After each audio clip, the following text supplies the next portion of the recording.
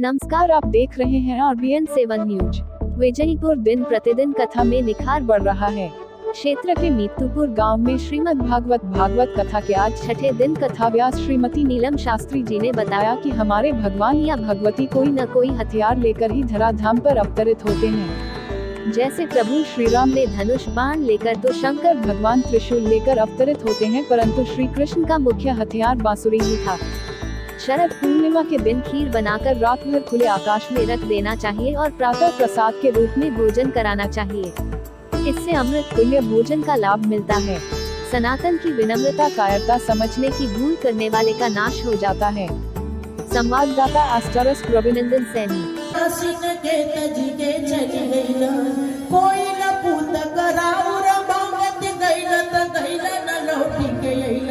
भक्तन की रखवारी के छोड़ी के और कहा कौन प्रण निभवल और काजन प्रण के महिमा कहीं आशे नया प्रण पालक भैल।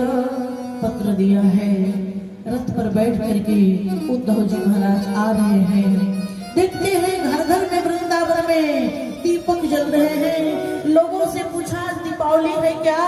नहीं तो दिए क्यों जल रहे हैं? गोपियों ने कहा हम लोग रोज शाम को दीपक जलाती हैं, घर घर में सैकड़ों दीपक जलाती हैं हम लोग। लगता है मेरा कन्हैया माखन चोरी करने आएगा, अंधेरा में लड़खड़ा के गिर जाएगा। उद्धव जी महाराज धड़ाम से गिर पड़े। अरे इन गोपियों को तो लगता है भगवान इनसे दूर गए ही नहीं है। एक गोपी आंख बंद करके जमुना जी के किनारे ध्यान लगाई थी। ब्रह्मा जी पहुंच गए। ब्रह्मा जी ने कहा बोली गोपी, दुनिया का ठाकुर तुम्हारे ब्रजमंडल में आया तो आंख क्यों बंद करके किसका ध्यान कर रही हो? गोपी ने कहा यही तो ध्यान कर रही हूँ कि थोड़ी देर के लिए बाहर चला जाए ताकि घर का काम कर लूं। ये 24 घंटा इसी में है, मन इसमें इतना लगा रहता है गोपाल में कि बाहर दृष्टि करने का मन नहीं होता। उद्धव जी ने कहा हमको नंद जी के यहाँ जाना है, उनके घर जाने का मार्ग बता दो। किसी गोपी ने कहा जाओ, ये जो पनारा नाला बह रहा है उसी को पकड़ के उद्धव जी चले जाओ। जहाँ पर नाला का एंड हो जाएगा वही नंद जी का महल है, घर है। एक ऐसा नारा है, बोले नंद जसोदा ने श्री कृष्ण जी के विरह में इतना रोया है, इतना आंखों से आंसू गिरा है अपने लाला के लिए कि नाला बन गया। उद्धव जी पहुंचे और इतनी देर में भगवती सीता जो है ना वो 15 बार कांटा गुथी, क्योंकि लगा दुबला पतला शरीर है, बाबा कितना खाएंगे? 4 पूरी खाएंगे। सब परेशान। 2 दिन बीता, 3 दिन बीता, चौथा दिन हुआ। अब क्या करें? गणेश जी महाराज को बुलाया। गणेश जी आप कृपा करो, हमारी प्रतिष्ठा बचाओ। गणेश जी ने कहा केवल मुझसे नहीं होगा, मैं अपनी पत्नियों को भी लाऊंगा। तो रिद्धि सिद्धि पूरी बनती है। गणेश जी छानते हैं उस किशोरी जानकी जी प्रसाद कुंवारी है महाराज अगस्त ऋषि को। लगा कैसे बाबा है जो रुकने का नाम ही नहीं लेते। श्री सीता जी ने राम जी की ओर देखा। राम जी ने कहा मैं क्या करूं? तुमने कहा तो मैं बुला दिया ऐसा बाबा जिसका पेट न भरे जल्दी। भोजन करते करते 15 दिन बीत गया। अब भगवती जानकी अधीर हो गई। अधीर होकर के एक दूल्हा ससुराल गया तो 70 पूरी खा गया। सास ने कहा दामाद जी बीच बीच में थोड़ा पानी पी लिया करो। दामाद ने कहा अम्मा जब बीच आवे तब न पानी पिए, भी तो शुरुआत की। ऐसे दस्त जी 15 दिन बीत गया। 16 दिन भगवती जानकी अधीर होकर श्री रघुनाथ जी की ओर देखी। भगवान राम ने कहा बाबा अब ठीक है। 17वें दिन बाबा ने डकार लगाई। ओ अच्छा भोजन हो गया, पानी। प्रभु श्री राम ने कहा भोजन करोगे बाबा त्रेता युग में, पानी पियोगे द्वापर युग में। भोजन तो आपको राम अवतार में मिला, लेकिन जल पाने की व्यवस्था आपको कृष्ण अवतार में मिलेगा। वही अगस्त जी को जब इंद्र जी पानी बरसा रहे हैं तो भगवान श्याम सुंदर ने अगस्त बाबा को बिठा दिया है कि जितनी प्यास लगी है त्रेता युग से द्वापर युग तक बाबा आप भरपेट पानी पी लें। तो दूतों ने जाकर जब इस बात को बताया, इंद्र ग्लानि से भर गया। इंद्र को लगा कि मैंने भगवान को इतना परेशान किया, इतना कष्ट दिया, अब कौन सा उपाय करूं जो भगवान से मैं क्षमा याचना करूं? तो आप देखिएगा श्रीमद् भागवत में मेरे भाई बहन 40 मंत्रों में ब्रह्मा जी ने स्तुति किया है भगवान कृष्ण की, और 10 मंत्रों में इंद्र ने भगवान कृष्ण की स्तुति किया। लेकिन ब्रह्मा जी जब 40 मंत्र में श्लोक में स्तुति किए तब कन्हैया प्रसन्न हुए। लेकिन यशोदा मैया की आवाज सुनाई पड़ती है, नंद जी से कहती है सुनो, आपके कहने के चलते मेरा कान्हा चला गया। नंद जी ने कहा मैं क्या कहता था देवी, अरे रोज सवेरे गाय के पीछे थोड़ा सा माखन खिला के भेज देते थे और गाय चराते चराते थक गया, चला गया मथुरा, हम लोगों को भूल गया ना। तभी एक कौवा आके गाँव गाँव करने लगता है। मैया यशोदा कहती है मेरे लाला की सूचना ले आओ ना, तुमको मैं दूध भात खिलाऊंगी, तुम्हारी चोंच को सोना से मंडित कर दूंगी, जड़ा दूंगी। उद्धव जी महाराज गए हैं, मिलना जुलना हुआ है, पत्र दिया है भगवान ने। यशोदा जी की आंखों के आंसुओं की धार से भगवान कृष्ण का पत्र गीला हो गया।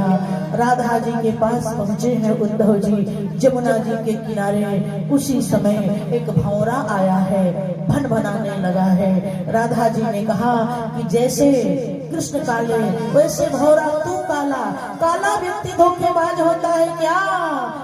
वो भी छोड़ के चला गया और उन्हीं की पार्टी से तुम आए हो।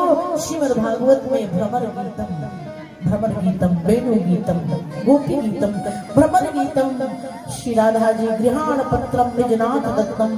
उद्धव जी सबसे मिले हैं, 6 महीना तक रुक गए और सारा ज्ञान का अभिमान इनका दूर हो गया। अपने माथे पर इस ब्रज के रज को उठाया है, पोटली बांधी है और सिर पर रख करके चले हैं। भगवान कृष्ण के पास आए हैं। कन्हैया को लगा था मुझको समझाएंगे। उद्धव जी ने कहा कन्हैया आप बड़े निष्ठुर हो। गोपाला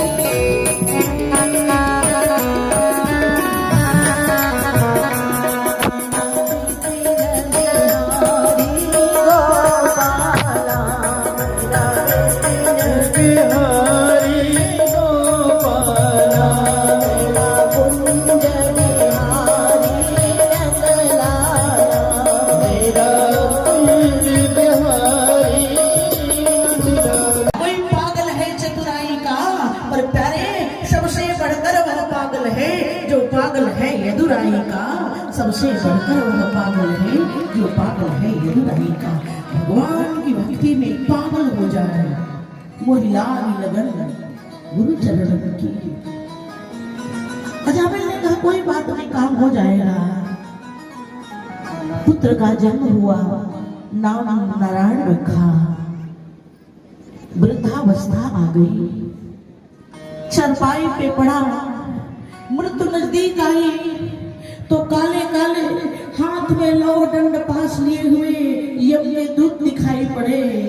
तो पुकारा अजामिल ने अपने बेटे को, नारायण बचाओ ना।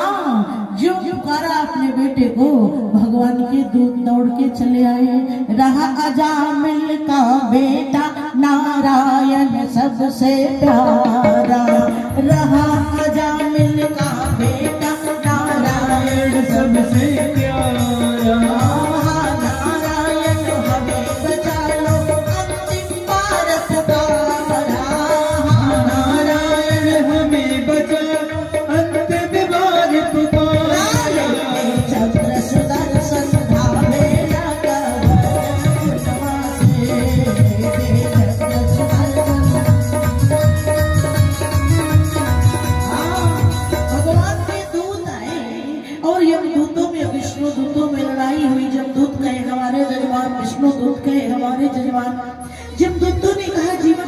पाप किया नरक में जाएगा जामिल।